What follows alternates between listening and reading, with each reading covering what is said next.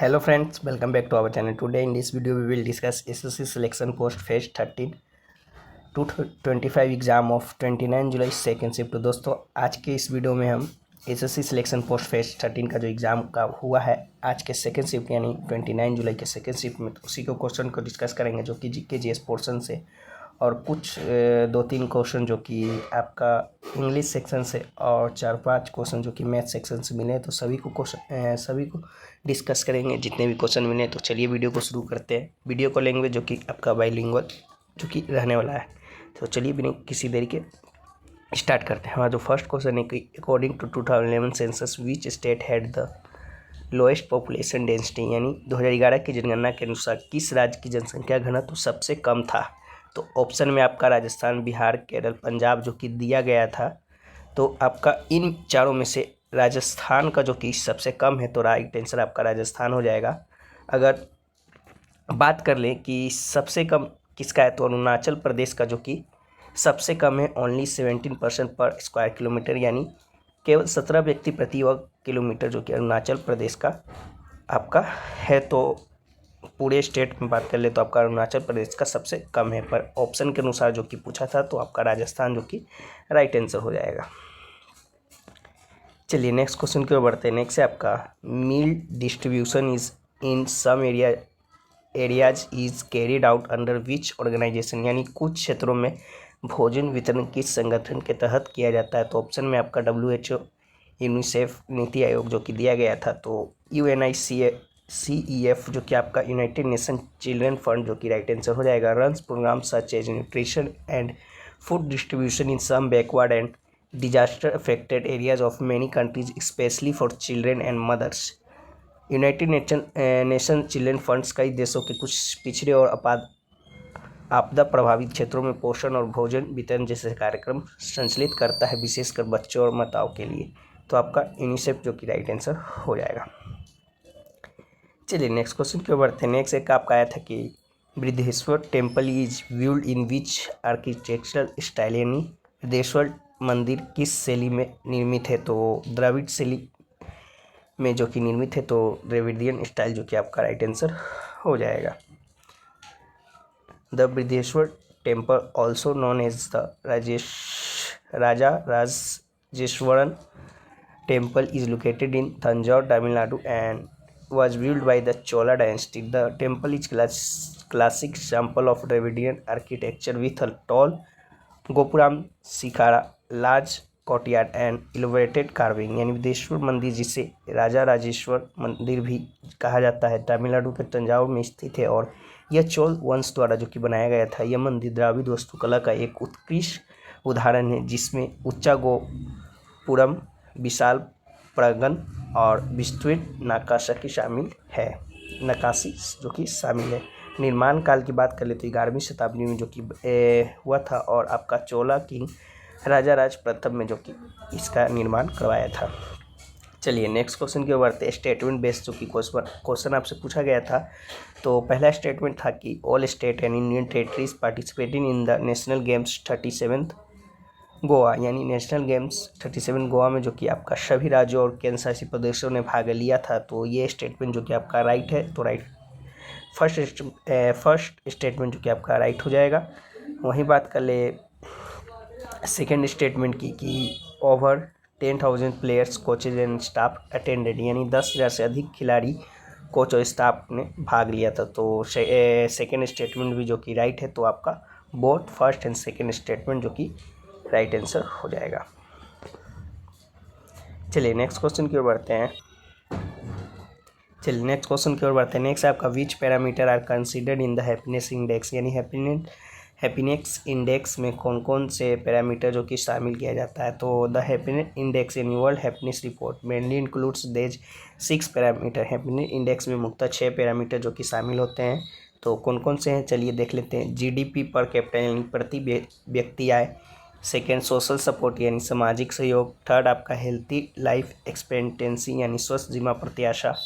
Fourth freedom to make life choice यानी निर्णय लेने की स्वतंत्रता। फिफ्थ है आपका जेनरोसिटी यानी उदारता। सिक्स है आपका परसेप्शन ऑफ करप्शन यानी भ्रष्टाचार की धारणा। तो ये 6 जो कि आपका पैरामीटर जो कि शामिल रहता है, तो आपका राइट आंसर हो जाएगा। जो भी ऑप्शन में आपका होगा राइट आंसर हो जाएगा।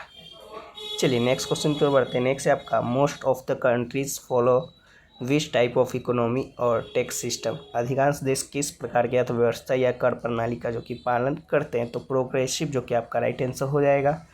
Most country follow a progressive tax system in which the tax rate increase as the income increase.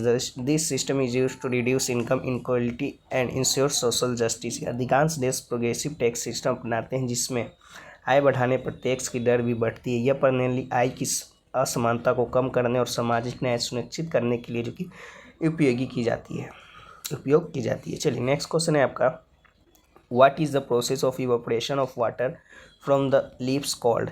यानी पत्तियों से जल के वाष्पन की प्रक्रिया को क्या कहते हैं। When water leaves the surface of plant leaves mainly stomata in the form of water vapour, it is called transpiration. यानी जब पौधों की पत्तियों की सतह मुक्त स्टोमाटा से जल वाष्प के रूप में बाहर निकलता है तो उसे ट्रांसपीरेशन जो कि कहा जाता है। तो राइट आंसर आपका हो जाएगा। In plant upward transport of water and minerals from to leaves takes place through xylem. पौधों में जल और खनिजों का जड़ों से पत्तियों तक ऊर्ध्वगामी परिवहन अपवर्ड ट्रांसपोर्ट जो कि जाइलम द्वारा का होता है। Phloem transport food glucose to all parts of plant, जबकि फाइलम भोजन यानी ग्लूकोज को पौधे के सभी भागों में पहुंचाता है। चलिए नेक्स्ट क्वेश्चन क्यों बढ़ते हैं। नेक्स्ट है आपका, विच port is highest crude oil imported in India. यानी भारत में कच्चे तेल क्रूड ऑयल का सबसे अधिक आयात किस बंदरगाह के माध्यम से होता है, तो कांडला जो कि आपका राइट आंसर हो जाएगा। कांडला बंदरगाह के माध्यम से होता है, तो राइट आंसर हो जाएगा। Most of the crude oil import in India take place through the Kandla port. भारत में कच्चे तेल का सबसे अधिक आयात कांडला बंदरगाह के माध्यम से जो कि होता है दीनदयाल पोर्ट जो कि कहा जाता है। विस्तार में जान ले तो Kandla port now also known as the Deendayal port is located in the Gulf of Kutch in Gujarat and is a major hub for the import of crude oil and petroleum product.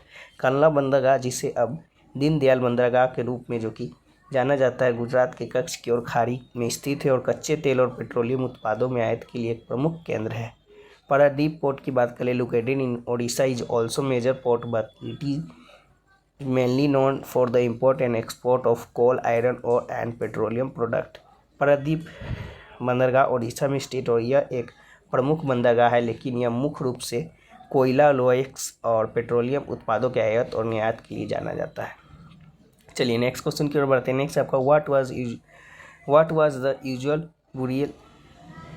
वरियल direction in ancient age in India. यानी प्राचीन भारत में आमतौर पर दफन की दिशा क्या होती थी, तो उत्तर से दक्षिण की दिशा जो कि नॉर्थ साउथ डायरेक्शन होता था, तो आपका राइट आंसर हो जाएगा।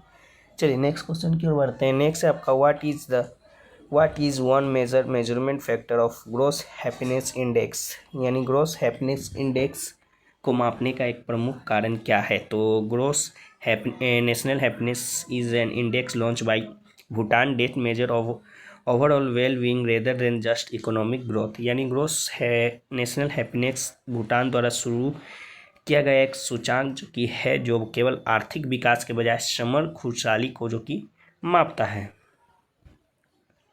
It has 4 pillar and 9 domain, one of the main domain being living standard. इसके 4 स्तंभ और 9 डोमेन होते हैं, जिनमें से एक मुख्य डोमेन जो कि लिविंग स्टैंडर्ड जीवन स्तर पर होता है। It's deal with a person income, assets and material living condition. यह व्यक्ति की आय, संपत्ति और जीवन की भौतिक स्थितियों से संबंधित है।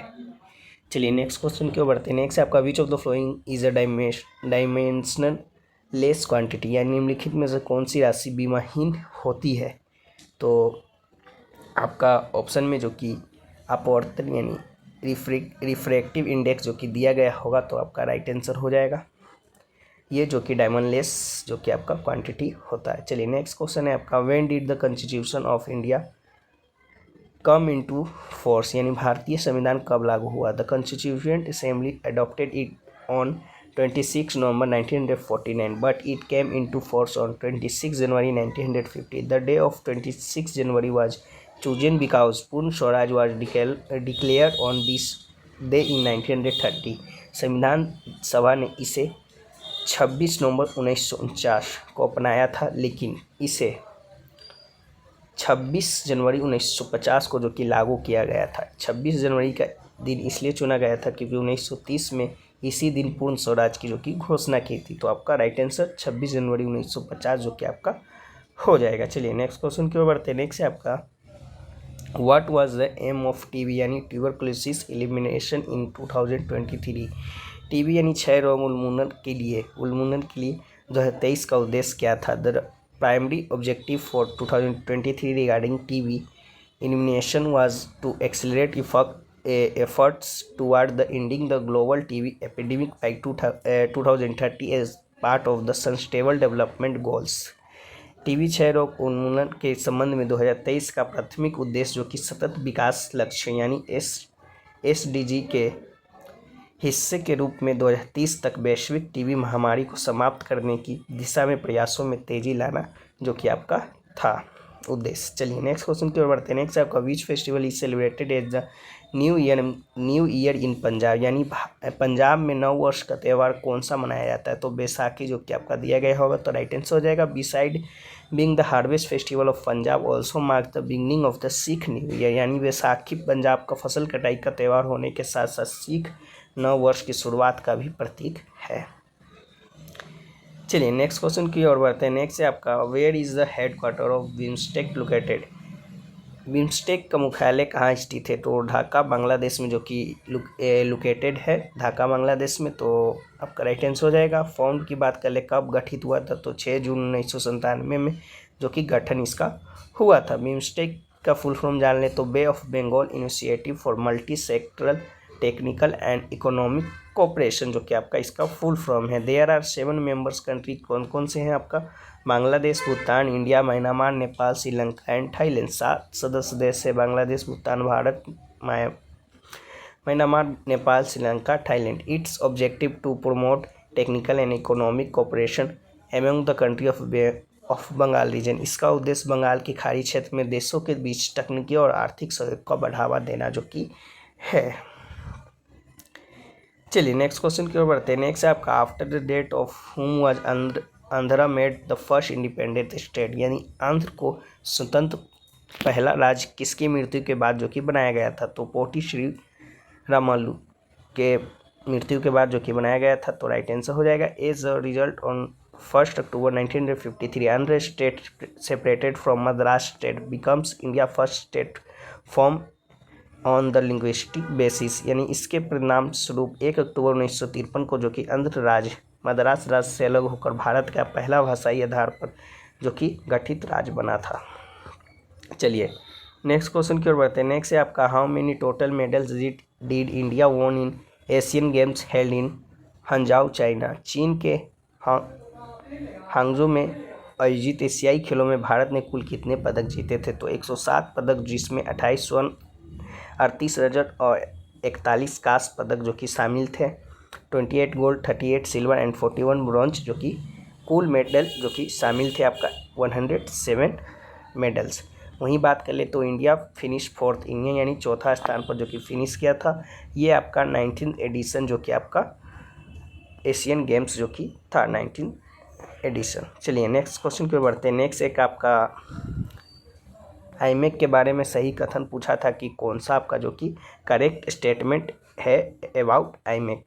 तो चलिए कुछ कथन को डिस्कस कर लेते हैं। तो कुछ करेक्ट कथन को डिस्कस कर लेते हैं। तो इसी में से जो कि आपका अपने अनुसार देख लीजिएगा। आईमेक का पूरा नाम बात कर ले तो India Middle East Europe economic corridor जो कि है यह एक अंतर्राष्ट्रीय आर्थिक गलियारा यानी इकोनॉमिक कॉरिडोर है जो भारत, मध्य पूर्व और यूरोप को जोड़ता है। The full name of IMEC is India Middle East Europe Economic Corridor. It is an international economic corridor that's connect India the Middle East and Europe. ये फर्स्ट स्टेटमेंट जो कि आपका करेक्ट है। सेकेंड स्टेटमेंट को भी देख लेते हैं। सेकेंड है आपका आईमेक की घोषणा G20 शिखर सम्मेलन 2023 में की गई थी। इसे सितंबर 2023 में भारत के नई दिल्ली में आयोजित G20 सम्मेलन के दौरान घोषित किया गया। IMEC was launched at the G20 Summit 2023. It was announced during the G20 Summit held in New Delhi, India इन सितंबर 2023 थी। ये भी स्टेटमेंट जो कि आपका राइट है, करेक्ट है। चलिए नेक्स्ट स्टेटमेंट देख लेते हैं। आईमेक जो कि दो मुख्य भागों में विभाजित है, ईस्ट कॉरिडोर और नॉर्थन कॉरिडोर। तो ईस्ट कॉरिडोर में भारत को खाड़ी देशों जैसे यूएई, सऊदी अरब से जोड़ता है। नॉर्थन कॉरिडोर में खाड़ी देशों को यूरोप जैसे ग्रीस, इटली से जोड़ता है। IMEC divided into two main parts. East corridor connects India to Gulf countries, northern corridor connects Gulf countries to Europe. ये भी स्टेटमेंट जो कि आपका सही है, थर्ड। चलिए फोर्थ स्टेटमेंट देख लेते हैं। इस परियोजना का उद्देश्य वस्तु, ऊर्जा और डेटा के तेज और सुरक्षित परिवहन को बढ़ावा देना है। The project aims to promote fast and secure transportation of clothes, energy and data. तो ये भी स्टेटमेंट जो कि आपका राइट है। फिफ्थ स्टेटमेंट को भी देख लेते हैं। फिफ्थ स्टेटमेंट है कि आईमेक का एक हिस्सा रेलवे नेटवर्क भी है जो मध्य पूर्व को यूरोप से जोड़ता है। आईमेक ऑल्सो है जो railway network which will connect the Middle East to Europe. तो ये भी स्टेटमेंट आपका जो कि सही है। सिक्स स्टेटमेंट को देख लेते हैं। नेक्स्ट आपका यह चीन की belt and Road Initiative BRI का एक विकल्प माना जा रहा है। इसका उद्देश्य वैश्विक व्यापार में चीन की निर्भरता को कम करना है। It's considered as a alternative to China Belt and Road Initiative BRI। It's aim to reduce dependence on China in global trade. तो ये भी स्टेटमेंट जो कि आपका राइट है। चलिए नेक्स्ट क्वेश्चन नेक्स्ट देख लेते हैं। नेक्स्ट स्टेटमेंट, इस परियोजना में भाग लेने वाले प्रमुख देश आपका भारत, संयुक्त अरब अमीरात, सऊदी अरब, फ्रांस, जर्मनी, इटली, अमेरिका, यूरोपीय संघ यानी EU है। The major country participating in this project are India, United Arab Emirates, Saudi Arabia, France, Germany, Italy, USA, European Union. तो ये भी स्टेटमेंट जो कि आपका राइट है। तो ये सभी स्टेटमेंट जो कि आपका करेक्ट है। तो देख लीजिएगा कौन सा स्टेटमेंट आपके ऑप्शन में होगा। तो जो भी पूछा होगा इनकरेक्ट पूछा होगा तो इनकरेक्ट हो जाएगा। इसमें से जो नहीं होगा, अगर करेक्ट पूछा होगा तो देख लीजिएगा इसमें से कौन सा स्टेटमेंट जो कि आपके ऑप्शन में होगा तो आपका करेक्ट हो जाएगा। तो चलिए नेक्स्ट क्वेश्चन की ओर बढ़ते हैं। नेक्स्ट है आपका, who is the author of the book Train to Pakistan, यानी ट्रेन टू पाकिस्तान पुस्तक के लेखक कौन है। तो खुशवंत सिंह जो कि आपका है तो राइट आंसर हो जाएगा। वहीं बात कर ले, इससे रिलेटेड एक और क्वेश्चन आपसे बन सकता है। Era of Darkness the British Empire in India और वाई आई एम हिंदू। तो इसके भी लेखक आपसे पूछे जाएंगे तो शशि थरूर है। तो इसका भी जो कि आपका शशि थरूर हो जाएगा। तो ट्रेन टू पाकिस्तान शायद पूछा था तो राइट आंसर आपका खुशवंत सिंह हो जाएगा। इससे रिलेटेड एक क्वेश्चन आपका ये भी बन सकता है। चलिए नेक्स्ट क्वेश्चन की ओर बढ़ते हैं। नेक्स्ट आपका फेस स्माइल का जो कि करेक्ट स्पेलिंग पूछा था तो प्रतिकीर्ति जो कि इसका हिंदी हो जाएगा मीनिंग। वहीं आपका FACSIMILE जो कि आपका करेक्ट स्पेल्ड हो जाएगा। तो राइट आपका ये स्पेलिंग हो जाएगा। चलिए नेक्स्ट क्वेश्चन की ओर बढ़ते हैं। वन वर्ड सब्स्टिट्यूशन जो कि पूछा था आपका, person who considered his literature superior to other. तो लिटरेरी स्नूप जो कि आपका हो जाएगा। तो राइट आंसर हो जाएगा। वह व्यक्ति होता है जो अपने साहित्य ज्ञान या रचनाओं को दूसरे से श्रेष्ठ मानता है और अक्सर दूसरे को तुच्छ यानी कमज़ोर समझता है। चलिए नेक्स्ट क्वेश्चन क्यों बढ़ते हैं। नेक्स्ट एक आपका इडियम जो कि पूछा था, लीव इन द लर्च यानी मुश्किल समय में किसी का साथ छोड़ देना, बीच मझधार में छोड़ देना। तो इसका जो कि इडियम हो जाएगा आपका, to abandon someone in a difficult situation without help और सपोर्ट, यानी किसी को कठिन परिस्थिति में अकेला छोड़ देना। ये जो कि आपका इडियम का मीनिंग हो जाएगा। चलिए नेक्स्ट क्वेश्चन की ओर बढ़ते हैं। नेक्स्ट एक आपका आया था ओड वन आउट जो कि पहचानने के लिए आया था। तो 125, 64, 27, 150 जो कि आपका था। तो राइट आंसर आपका 150 जो कि हो जाएगा। ये आपका 5 का क्यू है, ये आपका 4 का क्यू है, ये आपका 3 का क्यू है 27। तो आपका राइट आंसर 150 जो कि किसी का क्यू नहीं है तो हो जाएगा। चलिए नेक्स्ट क्वेश्चन की ओर बढ़ते हैं। नेक्स्ट एक आपका सीरीज में था कि गुलाब, चमेली, हिबिस्कस। तो ऑप्शन में आपका गेंदा फूल, लोटस जो कि और भी 2 ऑप्शन दिए गए थे। तो सभी दिए गए फूल जो कि झाड़ीदार या झूमर वाले फूल जो कि आपका होते हैं। तो वहीं गेंदा फूल जो कि आपका मेरी गोल्ड भी कहा जाता है, तो is also a scrub flower. तो मेरी गोल्ड जो कि आपका राइट आंसर हो जाएगा, गेंदा का फूल। चलिए नेक्स्ट क्वेश्चन की ओर बढ़ते हैं। नेक्स्ट एक आपका नंबर सीरीज में पूछा था 2, 6, 12, 20, उसके बाद आपका पूछा था कि क्या होगा, तो 30 जो कि आपका होगा कैसे होगा, तो 6 - 2 जो कि 4 हो जाएगा, 12 - 6 जो कि 6 हो जाएगा, तो और 20 - 12 जो कि आपका 8 हो जाएगा। तो सब में 2 का डिफरेंस है, तो 2 8 में 2 भी जोड़ देंगे तो 10 हो जाएगा, और 20 में आपका 10 ऐड कर देंगे तो 30 जो कि आपका राइट आंसर हो जाएगा। चलिए नेक्स्ट क्वेश्चन की ओर बढ़ते हैं। नेक्स्ट एक आपका पूछा था find the length of transverse यानी common external tangent between two circle of radius 29 and 19 and distance between centre is 73, यानी ट्रांसवर्स टेंजेंट का जो कि अनुमान लगाइए यदि दो वृत्तों की त्रिज्या 29 और 19 है और उनके केंद्र के बीच की दूरी जो कि 73 है, तो दो वृत्तों के बीच कॉमन यानी एक्सटर्नल ट्रांसवर्स टेंजेंट की लंबाई आपका होता है √100d² minus R1 minus R2 का होल स्क्वायर। तो इससे फॉर्मूला से आप अगर आप लोग याद कीजिएगा तो केंद्रों के बीच की दूरी जो कि 73 और R1 की दूरी जो कि 19 जो कि आपका आ जाएगा। तो ये रहा क्वेश्चन जो कि आपका मैथ सेक्शन से रहा कुछ क्वेश्चन। बाकी फर्स्ट शिफ्ट में भी देखें, फर्स्ट शिफ्ट का भी क्वेश्चन जो कि तैयार कर दिया गया, तो इस सभी शिफ्ट का PDF जो कि आपको टेलीग्राम चैनल पे देखने को मिल जाएगा, तो वहाँ से ज्वाइन होकर आप लोग इस PDF को रीड आउट कर सकते हैं। तो चलिए फिर मिलते हैं किसी और नेक्स्ट वीडियो में, तब तक के लिए जय हिंद जय भारत।